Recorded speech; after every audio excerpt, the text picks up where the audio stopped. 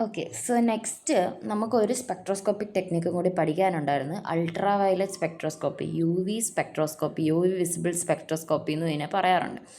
Okay, ഇത് absorption spectroscopy തന്നെയാണ്. എന്ന് പറഞ്ഞാൽ റേഡിയേഷനെ അബ്സോർബ് ചെയ്തിട്ടാണ് നമുക്ക് സ്പെക്ട്രം കിട്ടുന്നത്.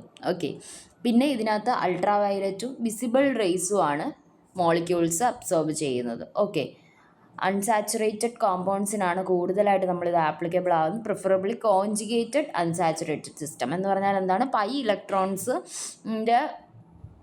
ഇലക്ട്രോൺസ് കോൺജുഗേഷൻ നടത്തുന്ന ഒരു സിസ്റ്റത്തിലാണ് കൂടുതൽ ഇത് സജസ്റ്റ് ചെയ്യുന്നത്. Okay, when an electromagnetic radiation in ultraviolet regionum, visible regionum, is allowed to pass through a compound containing multiple bond, it is observed that ഒരു part of incident, നമ്മൾ കൊടുക്കുന്ന incident റേഡിയേഷൻ്റെ ഒരു part എന്ത് ചെയ്യുന്നു? അബ്സോർബ് ചെയ്യപ്പെടുന്നു. And the amount of radiation absorbed, അത് structure of the കോമ്പൗണ്ടിനെ അല്ലെങ്കിൽ വേവ് ലെങ്ത് ഓഫ് ദ റേഡിയേഷനെ ആയിരിക്കും ഡിപ്പെൻഡ് ചെയ്യുന്നത്. Okay, and the energy of the absorbed radiation use for excitation of ഇലക്ട്രോൺസും in lower energy orbital to higher energy orbital. അതിനകത്ത് electronic excitation ഉള്ളത് കൊണ്ട് എന്താണ് അൾട്രാ വയലറ്റ് സ്പെക്ട്രോസ്കോപ്പിയെ പലപ്പോഴും ഇലക്ട്രോണിക് സ്പെക്ട്രോസ്കോപ്പി എന്നും പറയാറുണ്ട്. ഓക്കെ, എന്താണ് ഇവിടെ സംഭവിക്കുന്നത്? ഇൻസിഡൻറ്റ് റേഡിയേഷൻ നമ്മൾ കൊടുക്കുന്നു. ആ ഇൻസിഡൻറ്റ് റേഡിയേഷനകത്ത് കുറച്ച് പാർട്ട് മോളിക്യൂൾ അബ്സോർബ് ചെയ്യുന്ന കാണാം. ആ അബ്സോർപ്ഷൻ എന്ന് പറയുന്നത് ഡിപ്പെൻഡ് ചെയ്യുന്നത് സ്ട്രക്ചർ ഓഫ് ദ കോമ്പൗണ്ട് അല്ലെങ്കിൽ റേഡിയേഷൻ്റെ വേവ് ലെങ്തിനെ ആയിരിക്കും.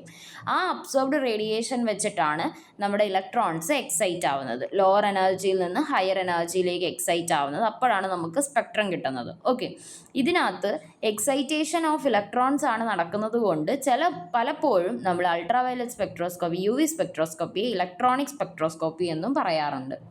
ഓക്കെ, ജസ്റ്റ് തിയറി ഭാഗം മതി. പിന്നെ ഇതിൻ്റെ കുറച്ച് കാൽക്കുലേഷൻസ്, കുറച്ച് മോളിക്യൂൾസിൻ്റെ കാൽക്കുലേഷൻസും വരുന്നുണ്ട്.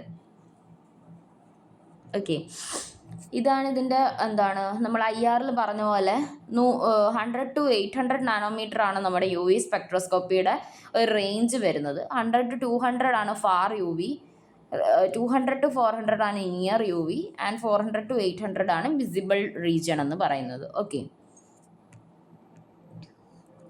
എത്ര എമൗണ്ട് ഓഫ് ലൈറ്റ് അബ്സോർബ് ചെയ്യുന്നോ ഏതൊക്കെ each wave length is measured with the help of spectrometer വെച്ചിട്ടാണ് നമ്മൾ എന്ത് ചെയ്യുന്നത്? ഇത് മെഷർ ചെയ്യുന്നത്. Okay,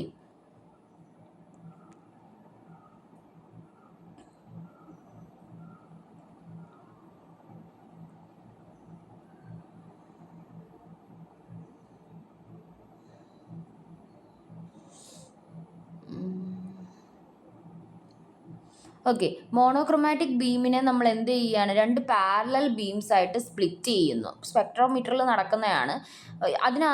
which passes through A transparent cell containing very dilute solution of organic compound. അതിനെയാണ് നമ്മൾ സാമ്പിൾ ബീം എന്ന് പറയുന്നത്. സെക്കൻഡ് ബീം എന്ന് പറയുന്നത് സോൾവെൻറ്റിൽ കൂടെ മാത്രം കടത്തിവിടും. അതിനെയാണ് റഫറൻസ് ബീം എന്ന് പറയുന്നത്. ആദ്യം നമ്മുടെ സൊല്യൂഷനിലൂടെ നമ്മുടെ സാമ്പിളിലൂടെ കടത്തിവിടും, അതാണ് സാമ്പിൾ ബീം എന്ന് പറയുന്നത്. പിന്നെ റഫറൻസ് ബീം എടുക്കാനായിട്ട് നമ്മൾ എന്ത് ചെയ്യുന്നു? അതേ ഐഡൻറ്റിക്കൽ സെല്ലിൽ സോൾവെൻറ്റിൽ കൂടെ മാത്രം കടത്തിവിടുന്ന ബീമാണ് ഈ സെക്കൻഡ് ബീം, റഫറൻസ് ബീം എന്ന് പറയുന്നത്. അതിൻ്റെ രണ്ടിൻ്റെയും ഇൻറ്റൻസിറ്റീസ് എന്ത് ചെയ്യും? ഇലക്ട്രോണിക്കലി നമ്മൾ കമ്പയർ ചെയ്യും. എന്നിട്ട് അബ്സോർബൻസ് എഗെയിൻസ്റ്റ് വേവ് ലെങ്ത് നമ്മൾ എന്ത് ചെയ്യും? പ്ലോട്ട് ചെയ്യും. ഓക്കെ, അത് ഓട്ടോമാറ്റിക്കലി എന്ത് ചെയ്യുന്നു? നമ്മുടെ കമ്പ്യൂട്ടറിലേക്ക് റെക്കോർഡ് ആവുകയാണ് ചെയ്യുന്നത്. മാനുവലി അത് ചെയ്യേണ്ട. ഓക്കെ, നെക്സ്റ്റ് നമ്മൾ യൂസ് ചെയ്യുന്ന സോൾവെൻസ് ആണ് യു വി സ്പെക്ട്രോസ്കോപ്പിയിൽ യൂസ് ചെയ്യുന്ന കോമൺ ആയിട്ട് യൂസ് ചെയ്യുന്ന സോൾവെൻസ് ആണ് എഥനോൾ, മെഥനോൾ, വാട്ടർ, ഹെക്സൈന്. സോൾവെൻസ് ഭയങ്കര പ്യുവർ ആയിരിക്കണം, പ്യൂരിറ്റി ഉണ്ടായിരിക്കണം. പിന്നെ യു വി അബ്സോർബിങ് സബ്സ്റ്റൻസ് ഒന്നും അതിനകത്ത് എന്തായരുത്? കാണരുത്.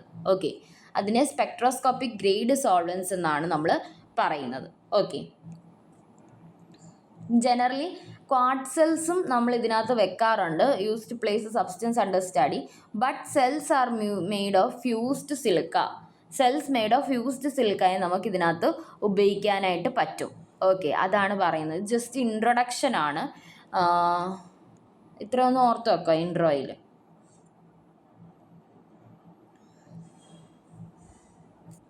ഇങ്ങനെയായിരിക്കും നമ്മുടെ യു വി സ്പെക്ട്രം വരുന്നത്. Absorbents against intensities. ഓക്കെ, ഇനി ഇതിനകത്ത് കുറച്ച് ടൈപ്സ് ഓഫ് ഇലക്ട്രോണിക് നമ്മൾ പറഞ്ഞല്ലോ ഇലക്ട്രോൺസ് എക്സൈറ്റേഷൻ നടക്കുന്നുണ്ട്, ഇതിൽ ഇലക്ട്രോൺസിൻ്റെ എക്സൈറ്റേഷൻ നടക്കുന്നുണ്ട്. സോ നമുക്ക് ഇതിനകത്ത് കുറച്ച് ഇലക്ട്രോണിക് എക്സൈറ്റേഷൻസ് ട്രാൻസിഷൻസ് നമുക്ക് പറയാനുണ്ട്. മോളിക്കുലർ ഓർബിറ്റൽ തിയറി അനുസരിച്ച് ഒരു മോളിക്യൂള് എക്സൈറ്റ് ചെയ്യുമ്പോൾ ഇലക്ട്രോൺസ് ബോണ്ടിങ് ഓർബിറ്റൽസിൽ നിന്ന് ആൻറ്റി ബോണ്ടിങ് ഓർബിറ്റൽസിലേക്ക് പ്രൊമോട്ട് ആവുന്നു. സോ അതാണ് നമ്മൾ താഴോട്ട് പറയുന്നത്. When a bonding sigma electron anti bonding sigma star ഓർബിറ്റലിലേക്ക് പ്രൊമോട്ട് ആകുമ്പോഴത്തേക്ക്, അല്ലെങ്കിൽ സിഗ്മയിൽ നിന്ന് sigma സ്റ്റാറിലേക്ക്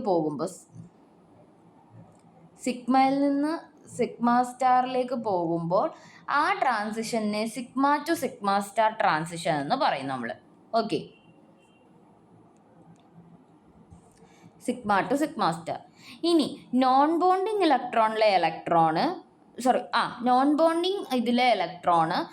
ഓർബിറ്റലിലെ electron anti bonding sigma സ്റ്റാറിലേക്ക് പോകുമ്പോഴത്തേക്ക് ആ ട്രാൻസിഷനെ നമ്മൾ N to sigma star transition എന്ന് പറയും. ഓക്കെ, എൻ എന്ന് പറഞ്ഞാൽ നോൺ ബോണ്ടിങ്ങിനെ റെപ്രസെൻ്റ് ചെയ്യുന്നതാണ്. Pi bonding electron pi star anti bonding ഓർബിറ്റലിലേക്ക് പോകുമ്പോൾ pi to pi star transition എന്ന് പറയും. ആൻഡ് എൻ ഇലക്ട്രോൺ എന്ന് പറഞ്ഞാൽ നോൺ ബോണ്ടിങ് ഇലക്ട്രോണ്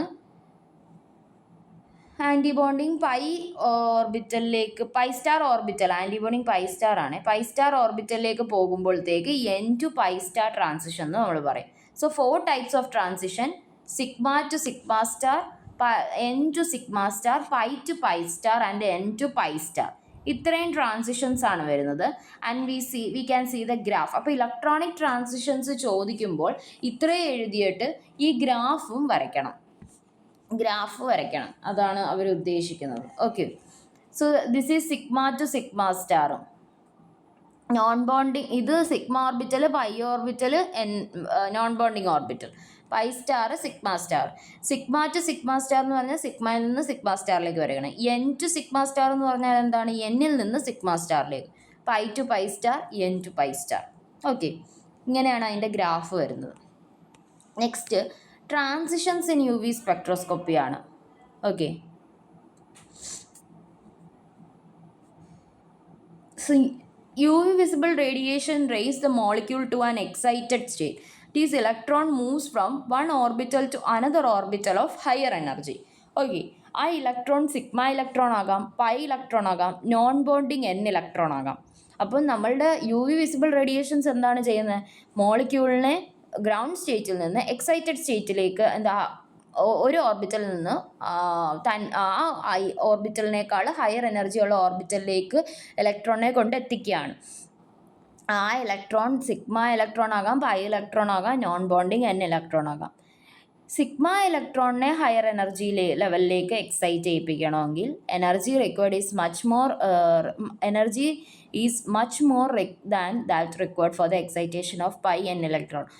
പൈയും എൻ ഇലക്ട്രോണിനെയും എക്സൈറ്റ് ചെയ്യിപ്പിക്കുന്നതിനേക്കാളും ഒരുപാട് എനർജി വേണം സിഗ്മ ഓർബിറ്റലിൽ നിന്ന് എന്ത് ചെയ്യിപ്പിക്കാൻ? ഒരു ഇലക്ട്രോണിനെ എക്സൈറ്റ് ചെയ്യിപ്പിക്കാൻ. കാരണം എന്താണ്? സിഗ്മ ഇലക്ട്രോൺ ടൈറ്റായിട്ടാണ് നമ്മുടെ മോളിക്യൂൾ ടൈറ്റായിട്ടാണ് ഇരിക്കുന്നത്, അതുകൊണ്ട് തന്നെ. അപ്പോൾ UV വിസിബിൾ റേഡിയേഷൻസിന് എന്താണ് അത്രയും ഇനഫ് എനർജി ഇല്ല. സിഗ്മ ഇലക്ട്രോണിനെ എക്സൈറ്റ് ചെയ്യിപ്പിക്കാനുള്ള എനർജി UV വിസിബിൾ സ്പെക്ട്രോസ്കോപ്പിയിൽ ഇല്ല. അതുകൊണ്ട് തന്നെ UV വിസിബിൾ സ്പെക്ട്രോസ്കോപ്പിയിൽ മെയിൻലി എക്സൈറ്റേഷൻ എന്ന് പറയുന്നത് പൈ അല്ലെങ്കിൽ എൻ ഇലക്ട്രോൺസിൻ്റെ ആണെന്ന് നമുക്ക് കാണാനായിട്ട് സാധിക്കും. ഓക്കെ, ഇത് ഇല്ലസ്ട്രേറ്റ് ചെയ്യാൻ വേണ്ടി നമ്മൾ കാർബണൈൽ ഗ്രൂപ്പ് കൺസിഡർ ചെയ്യുക. It contain pair of pi electron, അതറിയാലോ, അൺസാച്ചുറേഷൻ വന്നിട്ടുണ്ട്, and 2 pairs of unshared electrons ഓക്സിജനിൽ. ഓക്കെ, അപ്പോൾ on excitation of an electron it moves into an unstable anti bonding pi star orbital. So അവിടെ N to pi star transition നടന്നു എന്ന് വിചാരിക്കാം.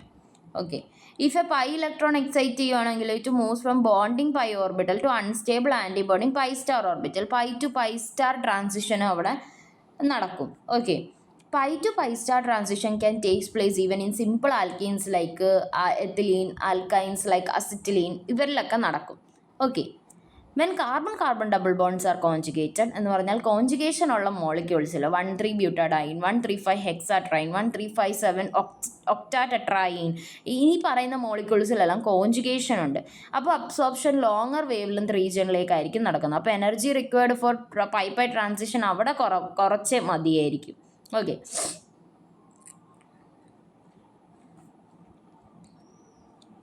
അതാണ് നമ്മുടെ ട്രാൻസിഷൻസ് ഇൻ UV സ്പെക്ട്രോസ്കോപ്പി എന്ന് പറയുന്നത്. മെയിനായിട്ട് ഇതിൽ പറയുന്നത് പൈയും N ഇലക്ട്രോൺസിൻ്റെ എക്സൈറ്റേഷനും ആയിരിക്കും കൂടുതൽ UV സ്പെക്ട്രോസ്കോപ്പിയിൽ നമുക്ക് കാണാൻ കഴിയുന്നത്. സിഗ്മ ഇലക്ട്രോൺസിൻ്റെ എക്സൈറ്റേഷൻ നമുക്ക് കാണാൻ സാധിക്കുകയില്ല, കാരണം അത്രയും എനർജി UV വിസിബിൾ റേഡിയേഷനില്ല സിഗ്മ ഇലക്ട്രോണിനെ എക്സൈറ്റ് ചെയ്യിപ്പിക്കാനുള്ള. ഇനി കുറച്ച് ടേമുകളാണ് UV സ്പെക്ട്രോസ്കോപ്പിയിൽ.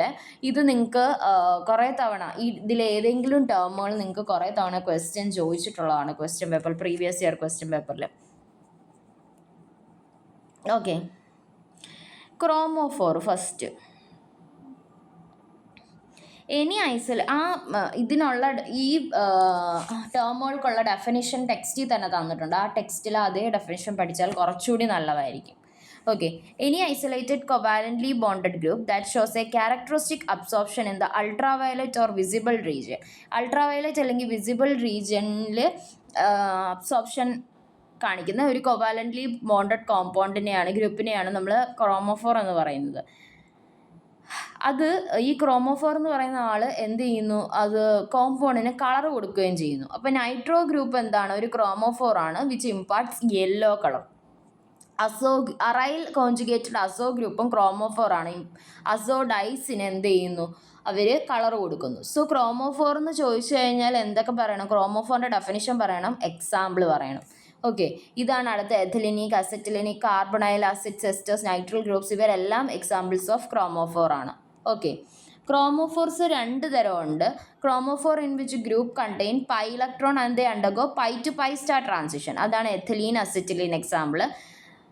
Pi to pi star and N to pi star രണ്ട് ട്രാൻസിഷൻസും ഉണ്ടെങ്കിൽ അവരുടെ എക്സാമ്പിൾസ് ആണ് നമ്മൾ nitro compound, azo compound, carbonyls ഇതിൻ്റെ എക്സാമ്പിൾസും ആയിട്ട് പറയുന്നത്. 2 തരം pi to pi star transition നടത്തുന്നവരുണ്ട്, പൈ ടു പൈ സ്റ്റാറും N ടു പൈ സ്റ്റാർ ട്രാൻസിഷനും നടത്തുന്ന ക്രോമോഫോർസ് നമുക്കുണ്ട്.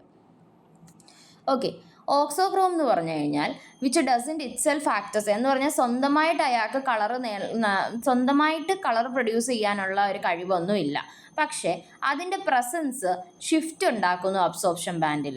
അപ്പോൾ എന്താണ്, towards the red end of the spectrum എന്ന് പറഞ്ഞാൽ എന്താണ്, defined as any group which doesn't itself act as a chromophore, പക്ഷേ but whose presence brings about a shift of the absorption band towards red end of the spectrum. Auxochromic ഗ്രൂപ്പിനെ നമുക്ക് colour enhancing group എന്നും പറയാം. അതിൻ്റെ presence ഉണ്ടെങ്കിൽ നമ്മുടെ കോമ്പൗണ്ടിൻ്റെ colour enhance ആവും. Okay, effect ഇപ്പോൾ groups like OH, OR, NH2, NHR, NR, NR2, SH അതാണ് ക്രോമോഫോറിക് ഗ്രൂപ്പ്സിൻ്റെ എക്സാമ്പിൾസ് എന്ന് പറയുന്നത്.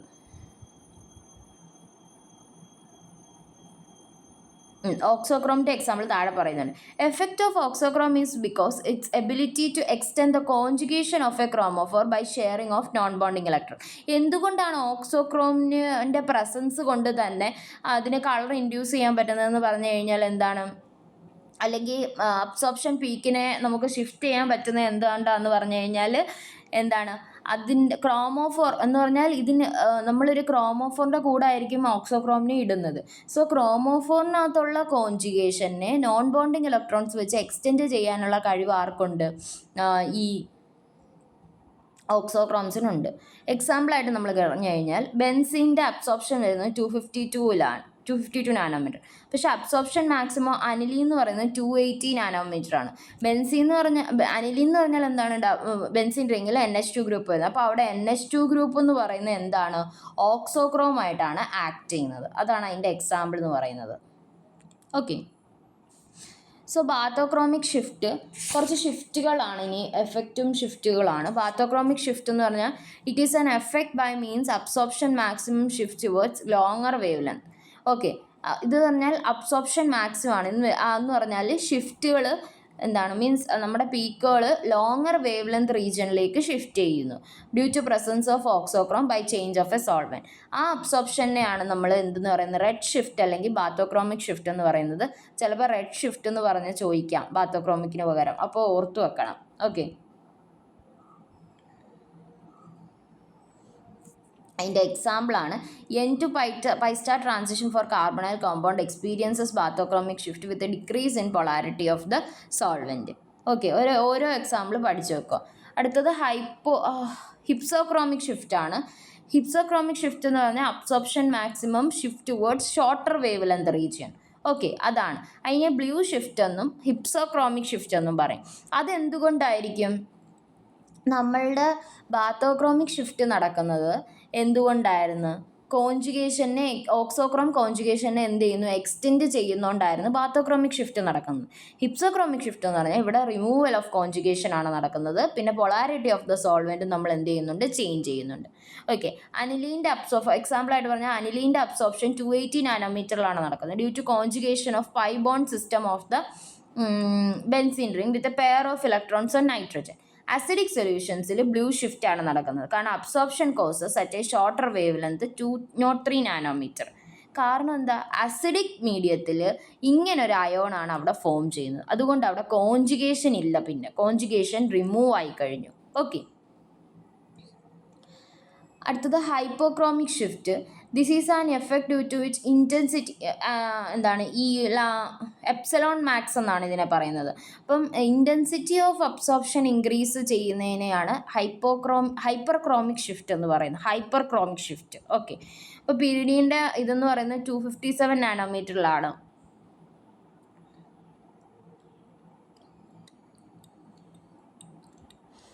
മാക്സ് എന്ന് പറയുന്നത് എപ്സലോൺ മാക്സ് എന്ന് പറയുന്നത് 2750 ആണ്. ഇത് എന്താണ്? ഷിഫ്റ്റ് ചെയ്യുന്നു 2-മിഥൈൽ പിരിഡീൻ വരുമ്പോഴത്തേക്ക് ഈ വാല്യൂ എന്ത് ചെയ്യുന്നു? ഇൻക്രീസ് ചെയ്യുന്നു. അവിടെ എന്താണ് നടക്കുന്നത്? ഒരു ഓക്സോക്രോം ഗ്രൂപ്പാണ്.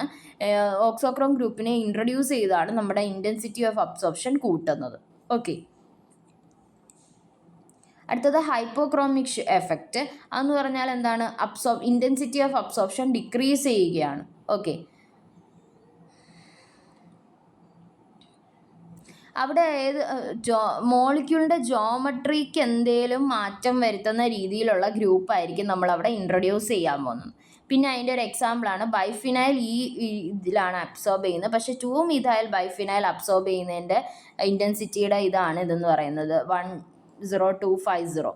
ഓക്കെ, ഇൻറ്റൻസിറ്റിയാണ്. അപ്പം എന്താണ്? CH3 ഗ്രൂപ്പ് അവിടെ എന്ത് ചെയ്തു? ഇൻറ്റൻസിറ്റി CH3 ഗ്രൂപ്പ് ഇൻട്രൊഡ്യൂസ് ചെയ്തപ്പോഴത്തേക്ക് അവിടെ എന്ത് ചെയ്തു? ഇൻറ്റൻസിറ്റി ഡിക്രീസ് ചെയ്തു. അപ്പോൾ ഇത്രയുമാണ് നമ്മുടെ കുറച്ച് ടേമുകളെന്ന് പറയുന്നത്. ഇതിനകത്ത് പഠിക്കേണ്ട കുറച്ച് ടേമുകൾ, UV സ്പെക്ട്രോസ്കോപ്പി പഠിക്കുമ്പോൾ പഠിക്കേണ്ട കുറച്ച് ടേമുകൾ. Okay, next types of absorption bands ആണ്. അത് നമുക്ക് നെക്സ്റ്റ് ക്ലാസ്സിൽ എടുക്കാം.